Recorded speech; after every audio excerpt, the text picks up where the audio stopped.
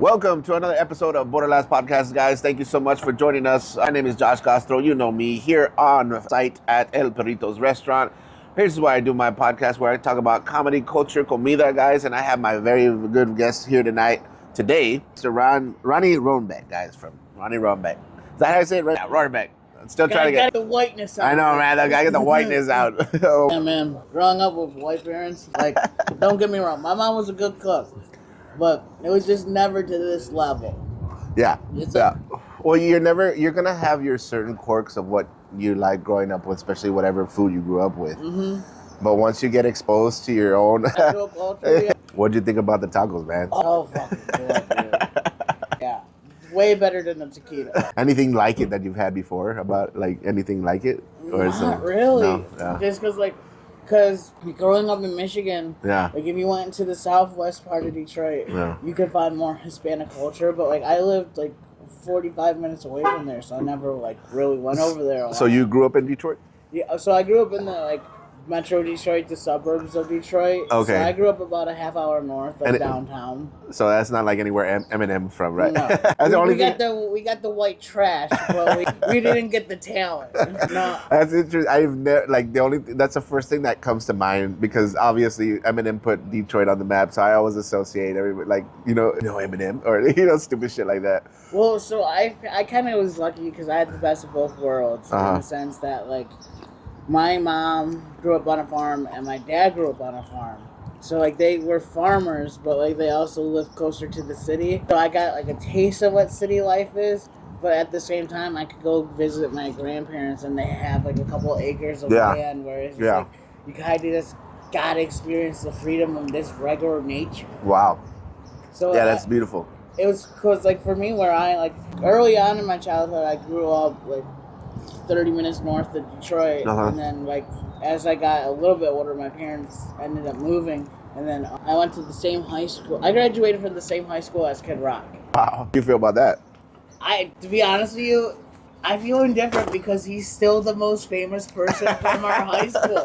And it's he set the bar so extremely high but incredibly low at the same time. That's hilarious, bro. How has no one has the talent to surpass this? But you look at it on the statistics, you're can anyone surpass this? Right? That's hilarious. I go at it, man. I never realized Kid Rock. I forgot Kid Rock was from there. Yeah. And that dude is crazy now, man. He's lost his rocks. Yeah, there are a bunch of people from. So he's from your area that you grew up in, or? Yep. So we graduated from Romeo High School, and my whole family basically went there. And that's hilarious.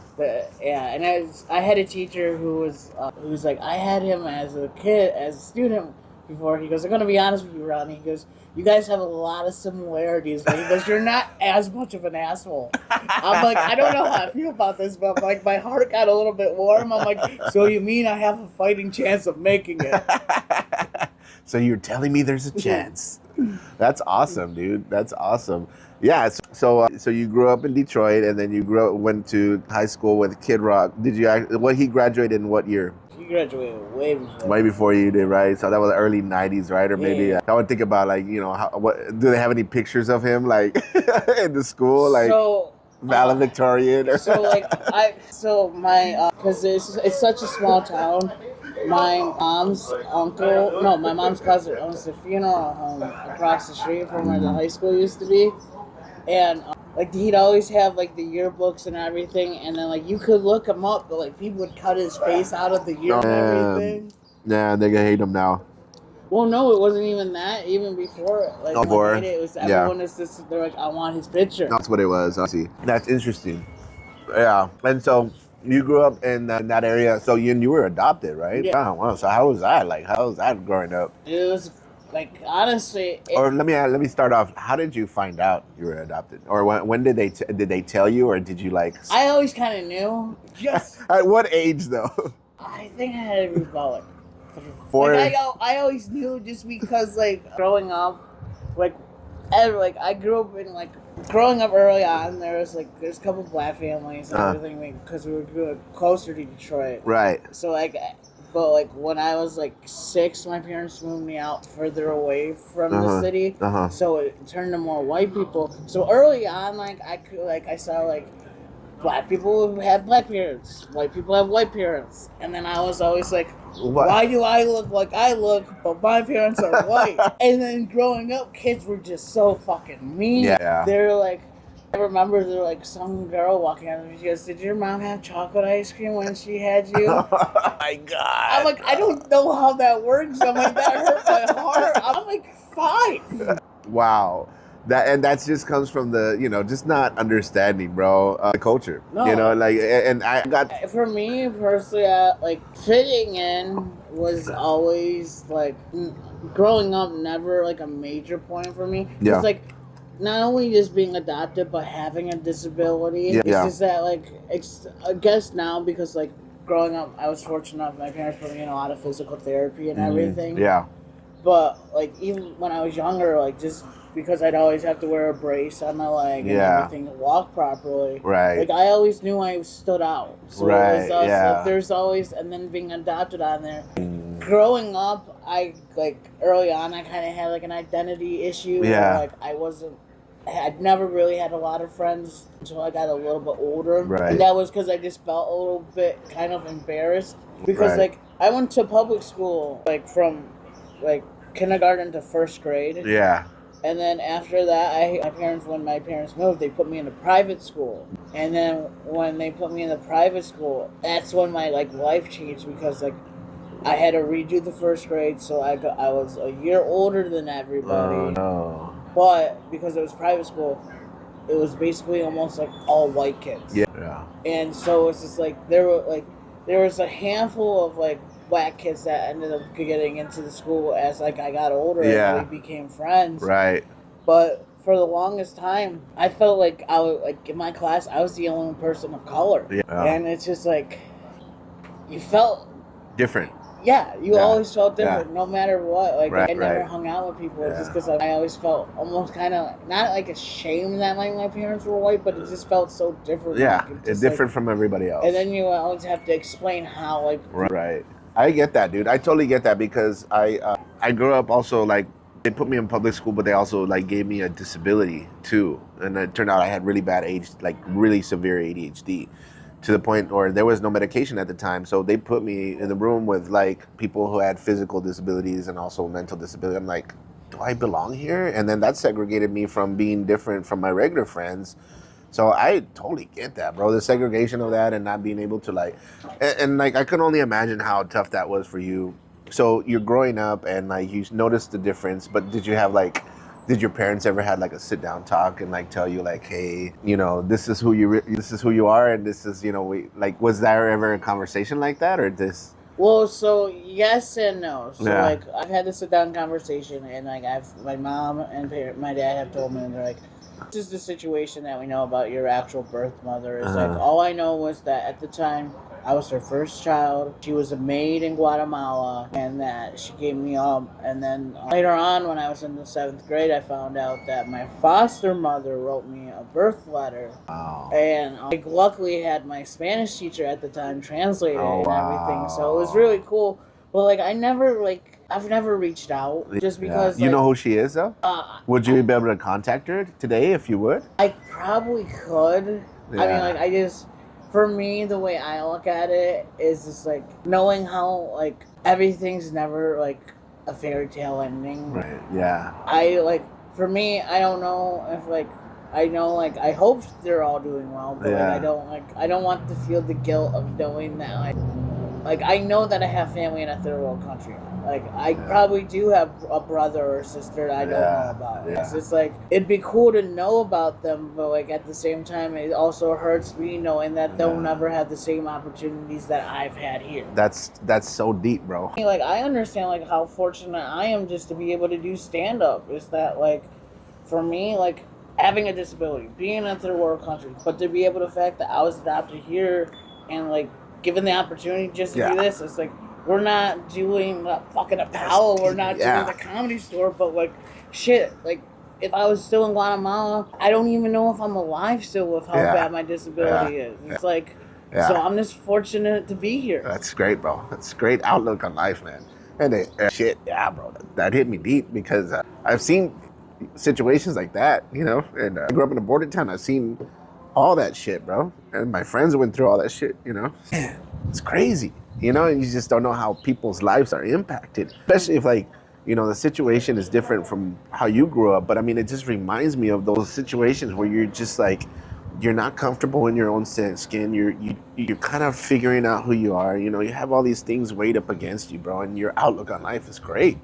Some people would get so depressed and, you know, not being able to handle stuff like that. But I mean, I'm really cool. It's really cool hearing your story, dude, because it's really inspiring. Really, it is. And part of me, like, also too, is that, like, I guess, like, it does seem weird to say this, that, like, for me, is that, like, the reason why I want to, like, start learning more about the Hispanic culture, right, is because, like, at the same time, I've also kind of had to face, like, the fact that, like, being Hispanic, like, when my parents adopted me, like, there's a lot of corruption going in Guatemala. Yeah. Where, like, adoptions were, like, getting falsified almost daily. I was part of that. Yeah. Where, like, when my parents adopted me, like, I had my Hispanic name. I was born Jose. Right. And they gave my parents an envelope. They're like, don't open this until you get to America. God. And they had a green card. Excuse me. They had a green card in the envelope for Jose that expired in 2009. But they had a social security card for my American legal name as Ronald. What the fuck? So technically got a social security card for Ronald, and my parents thought my legal name was Ronald, and by the government of America I was Ronald, but in actuality I still technically was Jose at the same time. Yeah. So at 2009, I think it was like April 23rd, 2009, my green card expired. Wow. And from all the way up until 2016, I was living here technically illegally. Yeah.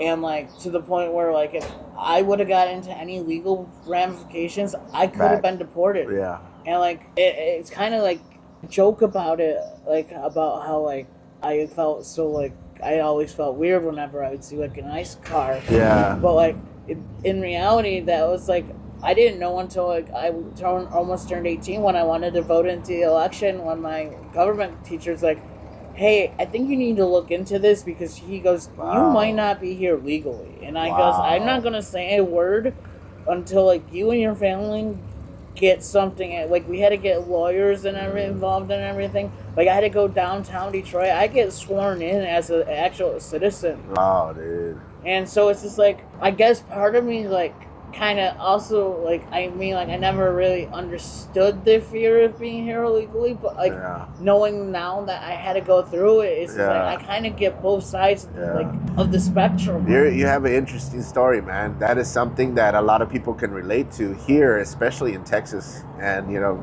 having that background and, you know, understanding and being appreciative of that, bro, is really going to is a really good story for people to, like, hear. You know, you should really, like, put that in your stand-up, honestly, bro, because I think that'll be so relatable if you can make it funny, man, you know, and it is a reality that people don't realize, you know, and like I said, I grew up on the border. I seen all this stuff, and, like, I feel so, like, how do you say it, privileged and spoiled, you know, and just growing up 5 minutes away from somebody who just had a fucking shit life, a fucking shit life, bro. And that's something, like, I have, like, survivor's guilt. I don't know if that's, like, a thing for border town kids, but, you know, it happens. And a lot of people don't realize, like, you know, when people, you know, Mexicans or Hispanics or whatever don't speak Spanish, they don't understand why. Yeah. They don't. But if you really look at situations like what happened with you, and then, like, situations with families in Texas where they were literally, like, hung and killed for speaking Spanish, they're not going to teach their kids that. No. So you have a generational gap of missing culture there. And that's why you have a lot of Hispanics that are very hateful towards their own race. They don't understand, you know, or not hateful, just resentful, you know, and just not understanding their own history, bro, not understanding where they come from.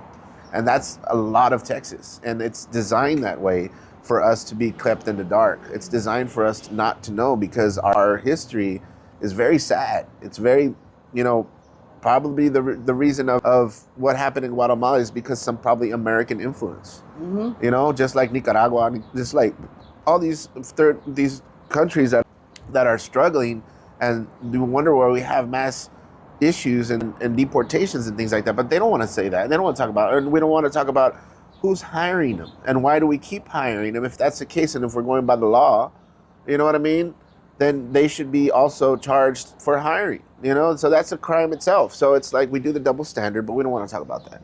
We don't want to talk about that. And that's why, like, I was curious on your story, and like when you said you're from Guatemala, your background's from Guatemala. So I haven't really, because like for me, and that's like the problem is like growing up, because I never grew up around other Hispanics. Yeah, So, like there was never really like a need or like ashamed to say or like want to learn about my culture because like growing up, like I've always learned about like all this white culture. I grew up in Detroit. I understood, got influenced by black culture, a lot of Middle Eastern culture too. So like I've gotten like in so many different cultures that there was a point like where I was in high school where like, I was like, I want to learn all these other different cultures, and then I wanted to learn my culture last. And then like just doing stand-up, I've been able to travel more into the South and like actually being around more Hispanic people. It really has been more eye-opening to wanting to learn all this. It's just like, because at the end of the day, it's still in me. It's still part of my DNA of who I am. And it's just like, it'd be cool just to know, like, just figure out, like, I've had like because like I have a house back at home. My next door neighbor, he's like 80 years old. He's an Italian man, but like he's been to Guatemala so many times. So, like he's shown me pictures of just how gorgeous it really is. It's like a jungle, man. It's beautiful. I've never been there. I have a good friend. He's from there. And he's straight from there. He's light skinned and he speaks Spanish and everything. And he always tells me he goes back and forth, and I'm like, man, I want to go with you, man. I just want to go. You know, I'm not. And like the thing about Guatemalans, they hate Mexicans. And like I remember, like he's like, no, I'm not Mexican. He was like very adamant, I'm Guatemalan. They are very proudful people, bro. And if you call them anything different, they'll come at you. See, and I want to go back to Guatemala. I really do. But like, if I go back, I'm bringing a white person because, like, I understand. Like, I'm an asset. I can speak English. You can kidnap me. You can hold me for ransom. But if if I'm like me by myself, I disappear in Guatemala. Government could write me off as just another Guatemalan that went missing in Guatemala. But if I have a white person with me, they have to at least give an attempt of a search party. Bro, do you put that on stage? You got to put that on stage, man. That's hilarious. No, and then you find so much in your own culture. You find so much meat there, you know? And that's where I do a lot of, stand-up and bilingual, and I'm not a perfect fluent Spanish speaker, but one of the jokes that I have is my Finding Nemo joke, finding Mijo joke. Bro, I can't tell you how long I had that in my phone just sitting there because I was so worried that it's not going to work in front of the white crowd. It's not going to work. Every time I would look at it, it's not going to work.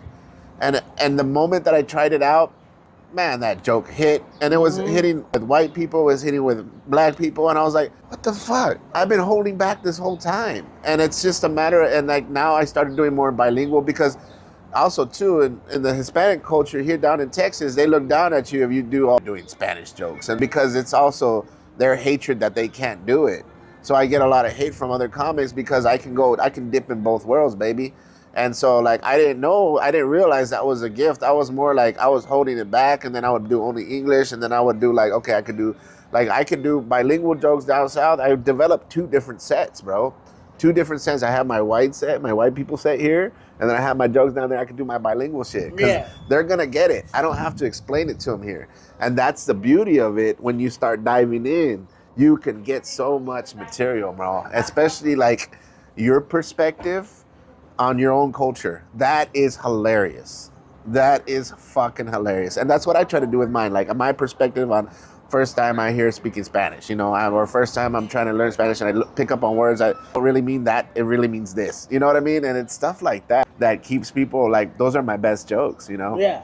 And man, I encourage you to go. Like, dude, anytime you want to fucking do some research on some Guatemalan stuff, man, I'll ask my friend. I'll hook you up with him. Definitely. Because, it's not just my culture. I just want to learn the Hispanic culture in general. Yeah. And it's I haven't really been trying. Like, I've been slowly trying to learn Spanish, and that's mainly because like doing DoorDash, like Yeah. anyone sees me, that's all they speak to Right, me. Like right. I'm starting to understand it, and I'm like I can piece together. Like if they tell me to like wait a minute, like Yeah. they can tell me, I won't process it until like they walk away from me. I'm Yes. like, I'm gonna wait a minute. I do the same thing, bro. But like the only reason I like, do the same thing.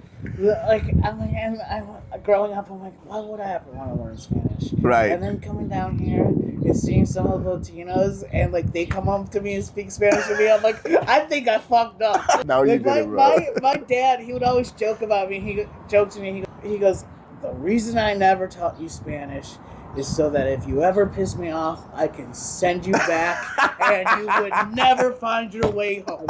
That's hilarious, bro. I'm like, you know what? Hilarious. The hardest part about it was I behaved. That's hilarious, dude. I didn't get in any legal trouble because I would have been deported. Like, I think he might have known the whole time. I think he was playing chess when I was playing checkers. My God, dude, that's hilarious, man. Oh my God. Yeah, the white dad, that was definitely a chess move from him, bro. So are you cool with your parents now? You're close to them and all that? Yeah, so my dad passed away about 5 years ago. Okay, sorry to hear that. Yeah, no, he had non-Hodgkin's lymphoma. So, like growing up with my parents, it was cool towards when I got older. Like when I was in school, because I had bad ADHD. Yeah. I was that kid that like I never did my homework, and so it was always like growing from like the third grade to about like high school. Yeah. It was always like walking on eggshells, just yelling at me about doing homework. I was such a bad student. I would do the homework, and I would refuse to turn it in. Not only that, you were defiant, motherfucker. Yeah. I love it. Up until like I got out of high school. Yeah. It's like that's when my parents stopped really becoming my parents, and they became more my friends. Yeah. And like I guess like that's really like towards that part of my like growing up. That's when like everything was like really cool. It's like when my dad's like, "All right, have a beer with me." Okay, that's cool. Yeah, they started treating you like an equal instead of a subordinate. And it's never like we always had fun. Like my dad would always take me to like NASCAR events and everything. Yeah. And like, dude, that's so interesting, bro. I have no idea how a NASCAR event would go down. So much fun. Never thought. I'd be scared, bro. Here's the thing: what people don't get is that yes, there's a lot of white people, but they are the hardworking. When they have their opportunities to park an RV on a plot of land, put it on jacks, and just start binge drinking for days, and all you gotta do is just show up with more alcohol, and you become their best friends. Jesus, like that's Mexicans, bro. Dude, exactly. Like I used to run a comedy show at a NASCAR event in Michigan. That's awesome. And like I'd invite like a bunch of my comic friends from Detroit, and we just take them to the racetrack. Yeah. We had it to like our neighbors were feeding us breakfast. They're like, you guys want to drink with us? They're like, you're entertaining us. Yeah. We just put out a tip jar, and we made like $300 in one night in tips. Wow. Just for doing like a 6-man show. Wow. And we were sleeping in a school bus that was just gutted out and had like futons on it, dude. That sounds like fun. And like, dude, yeah, it's all Mexican style, bro. And literally, like, there's not like NASCAR. There's not a lot of like really fit people. Yeah. So it's just like it's fat people with their shirts off for a weekend. No one's judging anybody. That's hilarious. Getting drunk, having a great time. I love it. The most racism I've ever experienced at an NASCAR event came from a Canadian. I was like, I thought you guys were supposed to be friendly. That's amazing, bro. Yeah, I love it. You have such an interesting life, bro. It's such an interesting life. I really thank you for getting like an opportunity to come and talk to me, bro. So how can people find you online, man? How can people find you? You can find me online at Ronnie_Rohrbeck on Instagram, and I believe on TikTok now. I did think I switched that over. I'm on Facebook, Ronnie Rohrbeck, YouTube, Ronnie Rohrbeck. I'm all over. I know I'm going to be in June in Arkansas with Dave Landau. I'm featuring for him. Okay. I don't know who that is, but he sounds... he's a Detroit comic. Okay. He's been on like Gutfeld. He's been in Panos on Kill Tony. Okay, cool. Badass, man. Yeah, Ronnie's had a great stand-up career here in Austin, Texas, guys, and he joined me to do a quick Borderlands podcast, guys. You know how I do it. So, how do you like the Austin comedy scene so far? Love it. Yeah. I feel like this has been one of the most friendly comedy scenes. Like, Really? Yeah. I feel like everyone supports everyone at the end of the day. Try. Yeah. They're trying. Then you see a couple haters out there. It's everywhere. You're gonna get haters everywhere. Well, guys, thank you so much for joining us. This has been another episode of Borderlands Podcast, guys. Find us online. If you like this episode, please like and subscribe. We got more coming at you guys, and I'll be featuring some more episodes upcoming up. Thank you so for joining us. Ate Wacho, thank you so much.